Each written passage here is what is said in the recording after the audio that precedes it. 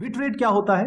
जैसे कि sample rate है, सैंपल डेप्थ है, वैसे ही बिट रेट है ऑडियो सिग्नल्स में। ये बिट रेट का मतलब ये होता है कितना डेटा ट्रांसफर हो रहा है ऑडियो में, ये ट्रांसफर की बात हो रही है। ओके, बिट रेट आता कहां से? बिट रेट निकल के आता है सैंपल रेट से और सैंपल डेप्थ से। इस बिट रेट को हम मेजर करते हैं बीपीएस या केबीपीएस में, बिट पर सेकंड या किलो बिट पर सेकंड में। और ये ऑडियो को बहुत क्रिस्प बनाता है, बहुत फोकस बनाता है, बहुत बढ़िया सुनाई देता है। तो ऑडियो फाइल्स जिसका बिट रेट लोअर हो, कम हो, वो अच्छी सुनाई नहीं देगी। लेकिन ये जरूर है कि जगह बच जाएगी आपकी और प्रोसेसिंग पावर कम लगेगा, क्योंकि साइज छोटा है। जैसे ही साइज बढ़ने लगेगा बिट रेट उस तरीके से काम करे। ठीक है जी। अगर आपको ऑडियो फाइल को कंप्रेस करना है छोटे साइज में, तो आपको ये देखना होगा क्या चीज हटानी है ऑडियो से। ध्यान रहे, डेटा जो भी हटाया जाता है ऑडियो सिग्नल से, वो वाली फ्रीक्वेंसीज होती है जो इंसान नहीं सुन सकता या इंसान कम सुन सकता है। तो हम जब ये डेटा को हटाते हैं तो ये डेटा उस एक्चुअल स्ट्रीम से, ऑडियो सिग्नल से हट जाता है।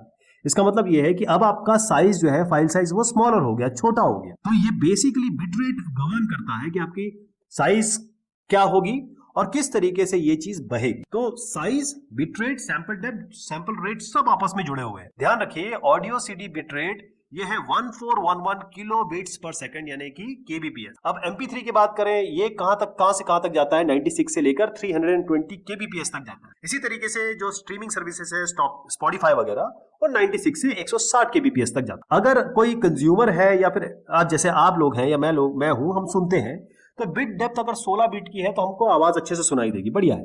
लेकिन अगर प्रोफेशनल की बात करें कि आपको रिकॉर्डिंग करनी है, मिक्सिंग करनी है, मास्टरिंग करनी है, प्रोफेशनल वीडियो एडिटिंग करनी है, तो वहां पर आपको 24 बिट और उससे ऊपर की बिट रेट चाहिए। ओके।